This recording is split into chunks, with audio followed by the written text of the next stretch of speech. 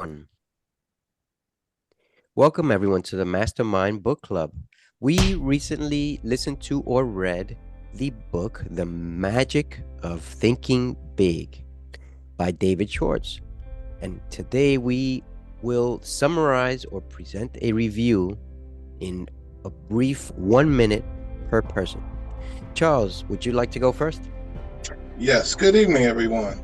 In the book, The Magic of Thinking Big, it talks about using your imagination and the facilities of your own mind.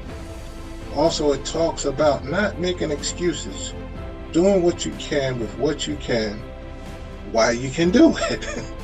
So, in the book, it also talks about treating everyone with respect and being open to ideas.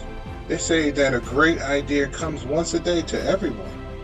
So if you can take these ideas and apply action to them, you could achieve the results of thinking big. Thank you. Thank you, Charles. Tawana. Hi everyone. What I got out of the magic of thinking big is the guy is saying how everybody should be, more kind to each other and to treat everybody like almost like what Charles said, because that's mainly what I got out of the book. That he was saying that take the small things and kind of just like live your life. For instance, I'm thinking about the plane when he said when you're on a plane, go first class, like do stuff that you never usually do, because you never know when your time is going to come, and you should kind of just go, big or don't go at all, so to speak. Thank you. Beautiful, Tawana. Beautiful. Okay. Thank you. Mr. Reggie Hilliard. Yeah, so the magic of thinking big, I'll just touch on how important your thoughts are just in general, as the book's title speaks about, thinking big. But I think about it in the sense where if you think a certain way, the better you think, the more things you'll think about, and the bigger you'll think. And the bigger your life will be, in a sense, right? So basically, if your thoughts are elevated and your thoughts are of a higher energy and frequency, it's going to allow you, or going to put you in a position and place where you're going to be thinking about, how you eat, how you live, the way in which you talk to people, the way in which you do things. Like every area of your life starts to be covered.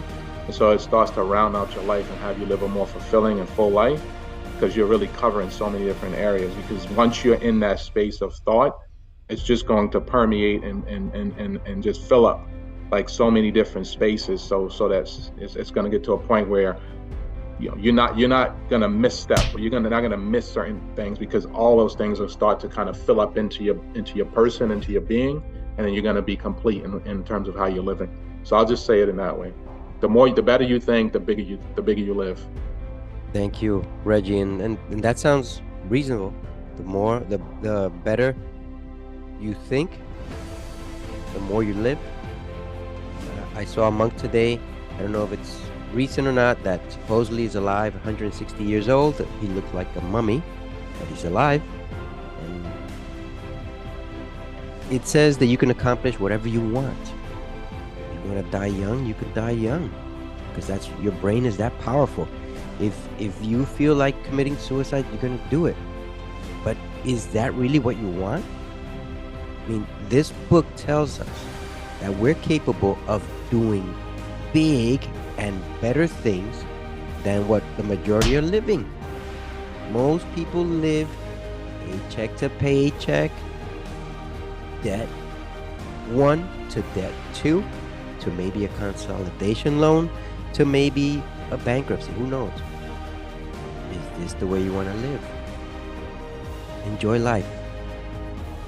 Most things that are worthwhile are free, including learning. Learning is free. Building a business to start out is possibly free, and potentially it could cost a little bit. However, that's the way you make an investment. An investment in learning pays the best price. We've heard that many times. But this author tells us something that I don't know if it's explained throughout the book, but this is what I'm going to leave you with. The magic of thinking big requires you to take small steps to get to that larger goal. The magic of thinking big requires you taking small steps. One example, if you want to write a book, complete a paragraph daily.